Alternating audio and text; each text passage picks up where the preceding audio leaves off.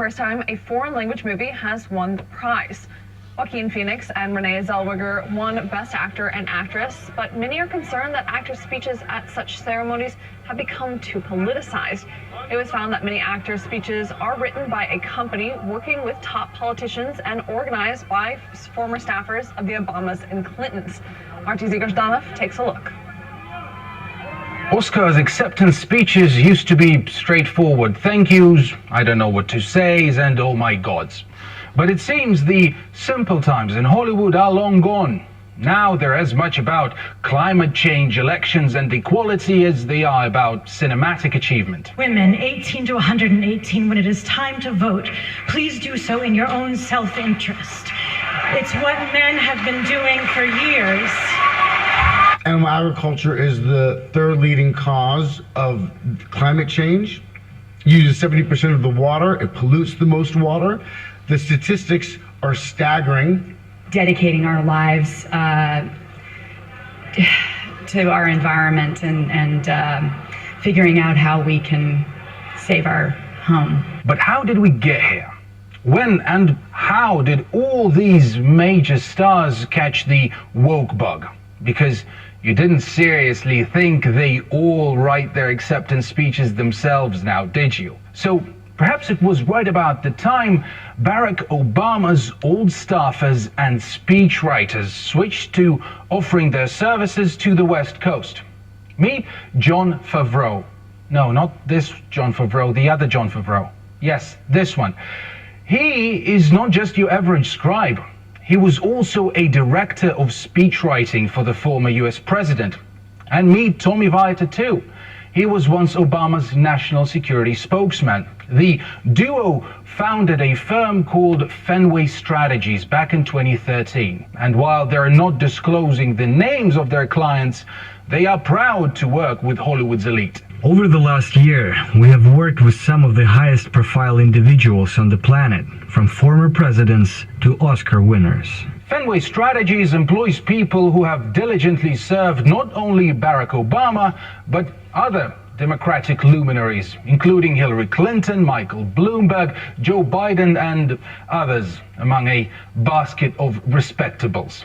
As confidentiality is the name of the game here, who's to say if Fenway was involved? But see if you can notice a common theme. Everyone associated with the Black Women's Agenda, I'm thrilled to be with you. I'm thrilled to be associated with you. As a Black woman, I am especially proud to stand here today because I know for certain that the dreams of my ancestors run through me. The racism, the lying, the homophobia, the xenophobia, the religious bigotry of the Trump administration. We have a racist in the White House. We have a sexist in the White House. We have a pathological liar in the White House. One of Fenway's employees, Sam Koppelman, also co-authored a book called Impeach, the Case Against Donald Trump. Wonder if he got the ending right. And if anything, a transition from Capitol Hill to Hollywood has added some much-needed glitz and glamour to boring old political messaging. Writing for actors is a speechwriter's dream come true, because unlike politicians, who are not professionals at memorizing lines or delivering them in compelling and charismatic ways, actors actually know how to deliver their lines. So, is it really a surprise that actors are ever so glad to be able to spend some of their fat Hollywood paychecks on a few lines of text that can launch them onto the divine pantheon of the woke in a matter of minutes? I find it kind of interesting how creative the Democrats have become here in trying to disseminate their messages. So they're using 21st century methods to disseminate 19th century political ideas here. Listen, the left is going to try anything they can this election season to try to either bash the president or promote their progressive ideas, especially now with the Oscars and the timing of the Oscars coming on the heels of their resounding loss in their attempts to try to impeach and remove President Trump. Unfortunately, because of groupthink and the bullying that permeates in Hollywood right now, any celebrity that leans to the right is going to be ostracized, and a lot of them have actually been blacklisted out of the industry.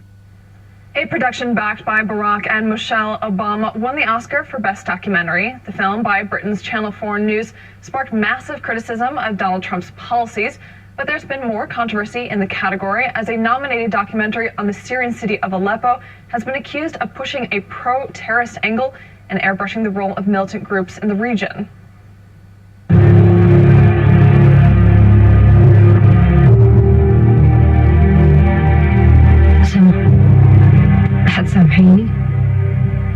We are so proud to have developed this film from WAD's unforgettable short films during the Siege of Aleppo, all the way through to this incredible feature documentary, proof that our unique support of independent filmmakers across the world can have a huge impact.